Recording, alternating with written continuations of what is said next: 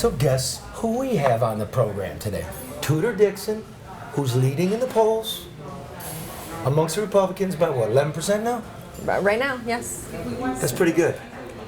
We are happy, but we are not slowing down. I don't think you can. No. All right, you want to just get to it? Our first politician this season. Okay. You have no experience. You've never held elective office. No political experience. Oh, no political experience. Never held elective office. You're not a CPA. You've never handled a budget. You don't have a degree in economics. You have a degree in psychology, which is cool. But why would we vote for you beyond the fact that you're not Gretchen Whitmer? So you point out no experience in those areas. Mm-hmm. I would say look at the person that's there.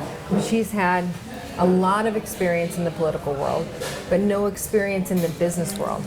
So no idea what it meant to shut down places like this, to take away people's livelihoods. During the pandemic. Right. Right. But even still, it goes beyond that, because if you talk to businesses across the state, they will tell you that she has created a bureaucracy that attacks business. And even there's been this theory that it's like, okay, these are our targets for today. Well, how do you expect to bring more people here, have this be the place, the land of opportunity in the middle of the country, if the government goes in and cites people, fines people, constantly tests to see if they're abiding by government law? But that's over? No. Because nobody's doing the pandemic now because it's political season? No. I'm not talking about pandemic stuff. Oh, you're just talking in general. I'm talking about the bureaucracy. If I talk to a builder, he says to me, listen, when I had Snyder in office, it took me 2 months to get a permit. Now it's 8 months to get a permit. So why? Because she's put no laws in. Is it the bureaucracy's a bunch of bums? And you're going to go up there absolutely. and slap them around? It's a malicious interpretation of guidance. It's the same guidance. It's a new interpretation. And even our farmers will tell you that they have a new interpretation of the guidance. They told us, we're warning you, you're going to have a new interpretation. So I got one farmer that tells me, I know this guidance is coming in and it's going to change everything about how we work, but we want to comply. Like what do you mean? Stormwater. They're going to come in, it's going to have a stronger guidance for stormwater. So we know this. For rinse and wash away into the aquifers in the lake. So they said, we applied for a permit and we said, we'll comply to this. Ego says, no, it's not good enough. So they go out and they get somebody from California. They spend $200,000, 2 years. This farmer says, I wake up every morning wondering if we're losing the farm. I go to bed every night wondering if I'm going to be able to get the permit the next day. Finally, I said, I'm done with the state.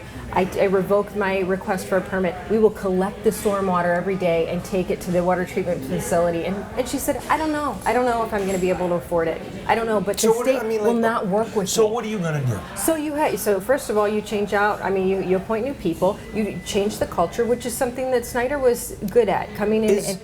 I remember Rick Snyder. Come on. But when you come to businesses, didn't get fixed on the Snyder. No, Flink up. I'm talking about what Snyder did.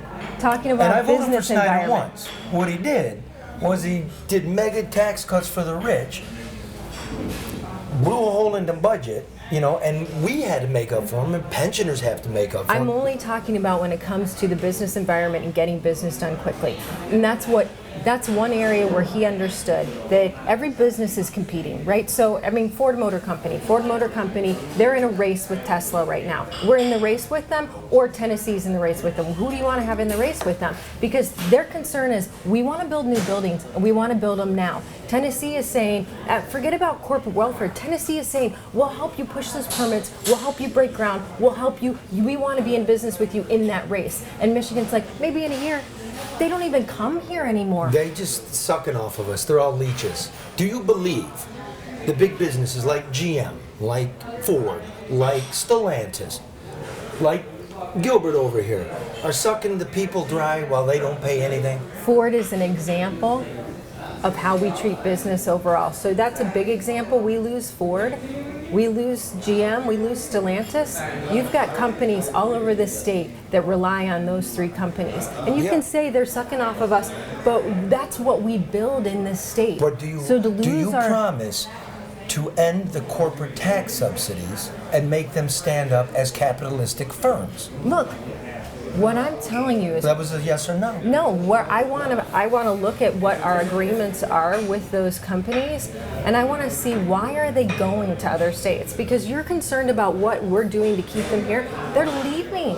They're doing that and siphoning off of us. So why aren't we looking at that I deeply don't know. and saying Exactly. what are we doing? Why are we paying GM $6 billion to not add any jobs here?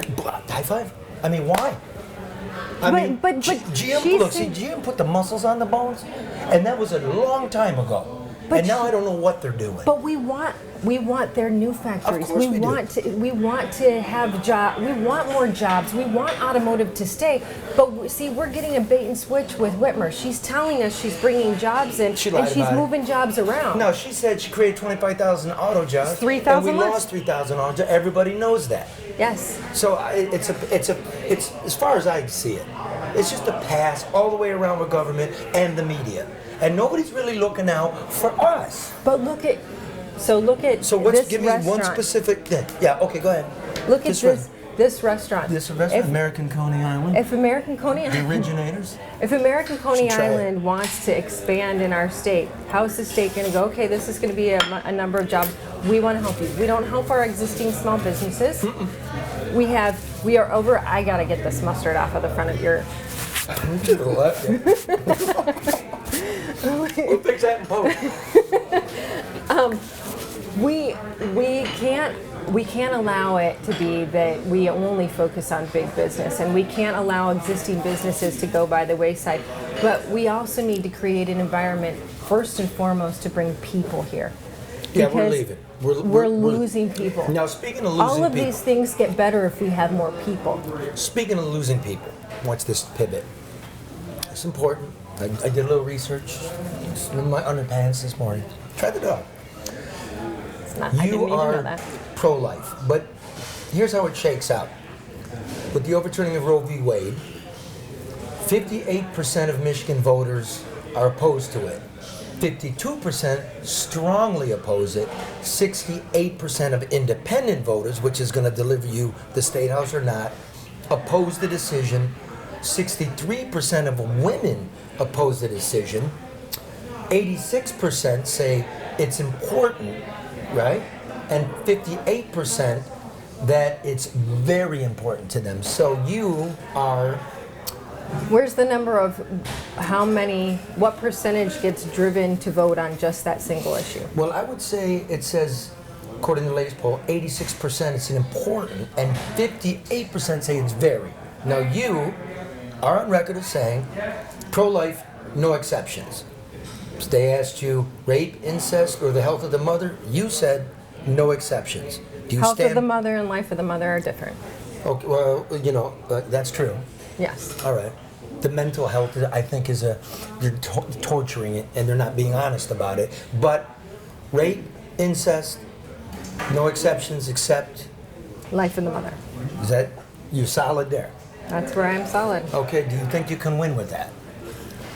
Like I said, I think if you look at the numbers, the news just put out numbers. They said it brings out 36% of Republicans, 36% of Democrats. What we really think is that they don't believe that we should have dismemberment abortion. They don't believe that we should have abortion on demand, abortion up to the moment of birth, all of those things. If you look at what the Democrats want, that's not attractive, but that's what's on the ballot. So who does that bring out? And when are we going to say to Whitmer, you really think that this is going to bring out your voters? I mean, they think that's the winning issue, but most Americans do not believe in this third trimester abortion, partial birth abortion, ripping babies apart and pulling them out of the mother. That kind of stuff, that's on the ballot. So right now, a constitutional amendment, but it changes all our laws in Michigan. But the question would be like a 14-year-old who, let's say, is a victim of abuse by an uncle. Yeah. You're saying carry that. Okay. Yes or no? But I will listen to yes or no and then give me the answer. Because I know people who are the product. Life is a life for me. That's how it is. Okay. That is for me. That's my feeling. That's fair. You heard it. No exception except the health of the mother.